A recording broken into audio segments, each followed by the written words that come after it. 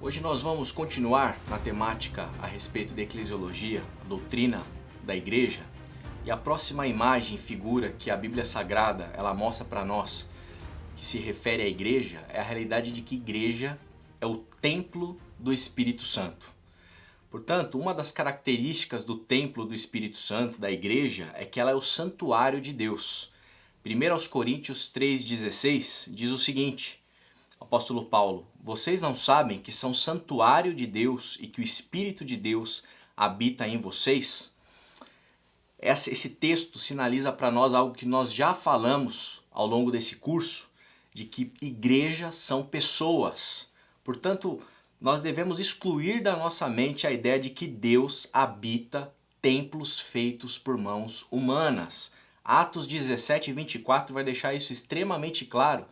Deus, na sua soberania, decidiu tabernacular, habitar, fazer morada no coração, na vida, no interior do ser humano.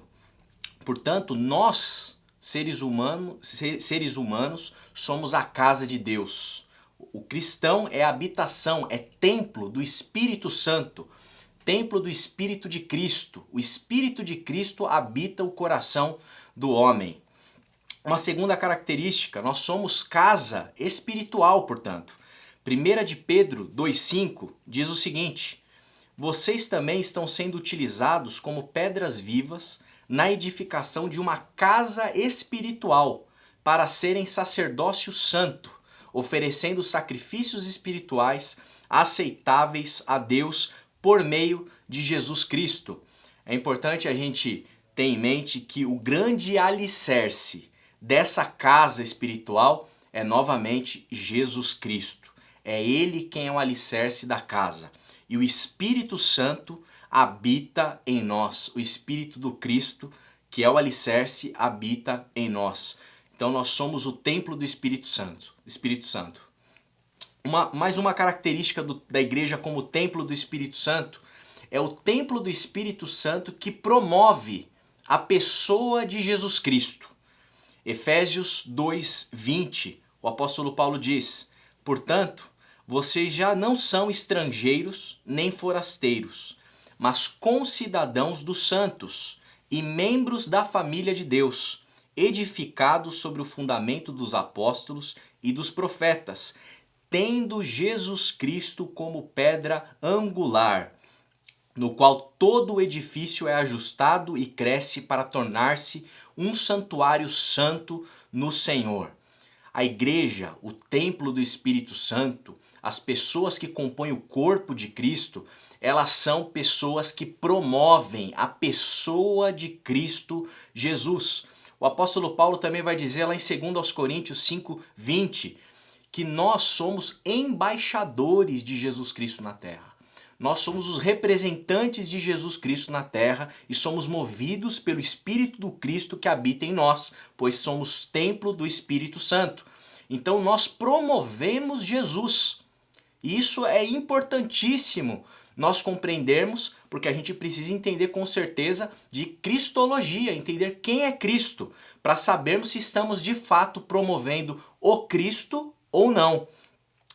E mais do que promover Jesus, promover os ensinamentos de Jesus, o evangelho da graça de Cristo Jesus. E o que é essencial dentro do ensinamento de Cristo Jesus são as boas novas, as boas notícias.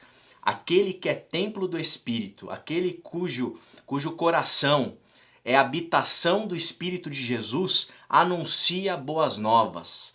A vida dessa pessoa, ou melhor, o corpo de Cristo, essa realidade da igreja como templo do Espírito, anuncia esperança.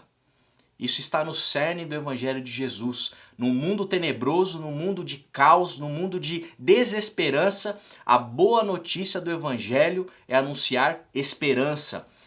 No mundo de guerra, no mundo de conflitos, no mundo bélico, no mundo complicado em que nós vivemos, é missão da igreja, é missão daqueles que são templo do Espírito anunciar, promover Jesus, o Evangelho que é Evangelho de paz, de reconciliação, de conserto, de religamento entre o ser humano e Deus.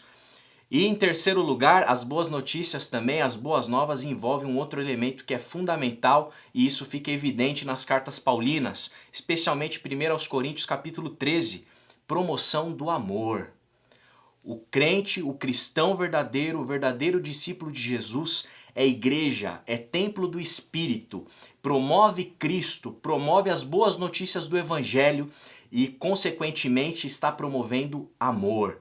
Essa é a grande mensagem de Deus para a humanidade, que Deus ama o mundo. Portanto, se nós somos igreja, se nós somos habitação e templo do Espírito, esse deve ser o cerne e a característica que deve nos chancelar como embaixadores de Jesus na terra. Pessoas, uma igreja que promove a pessoa de Cristo e o seu santo evangelho. A Rádio Transmundial é um veículo de comunicação presente em 80% do planeta e que tem como objetivo levar as boas novas do Evangelho aos que não a conhecem, bem como dar crescimento e maturidade cristã àqueles que desejam servir a Deus de forma integral. Mais informações em www.transmundial.org.br. Transmundial, para todo mundo ouvir. A Faculdade Teológica Batista de São Paulo tem a satisfação de receber você para entrar em sintonia com a nossa ministração bíblica, ministerial e abençoadora, que vai fazer diferença em termos de educação teológica para a nossa vida. Fique em sintonia conosco, aprofundando-se na palavra de Deus.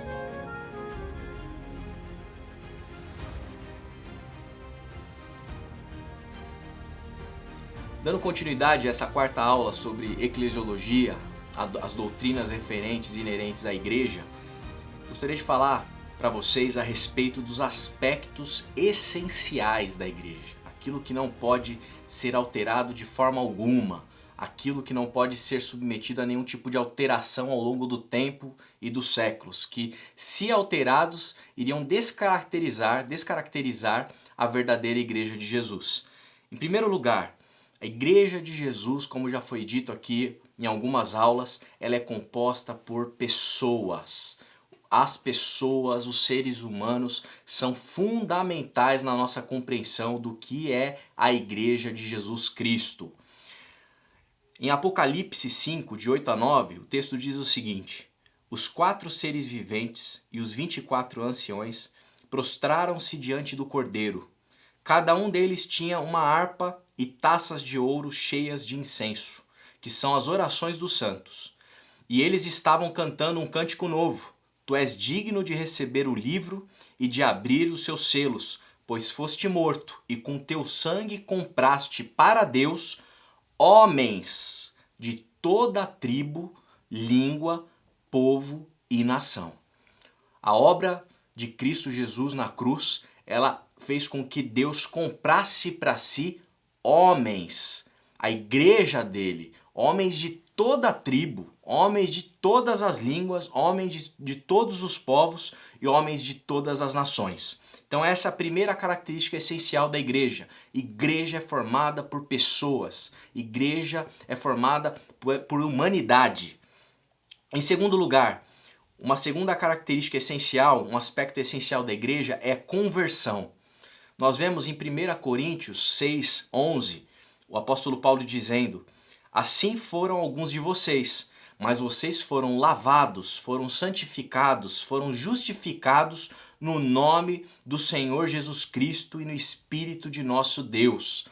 Aquele que participa da realidade da igreja, aquele que é parte do corpo de Cristo, foi submetido a uma mudança de mente, a uma transformação da sua perspectiva em relação a si mesmo, em relação a Deus, em relação ao próximo. Teve a sua vida virada de ponta cabeça pelo Evangelho da graça de Cristo Jesus.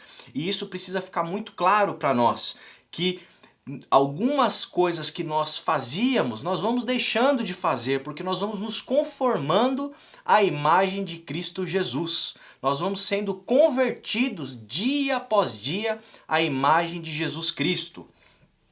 Em terceiro lugar, um outro aspecto essencial que nós percebemos no Novo Testamento que precisa fazer parte da realidade da igreja: o batismo.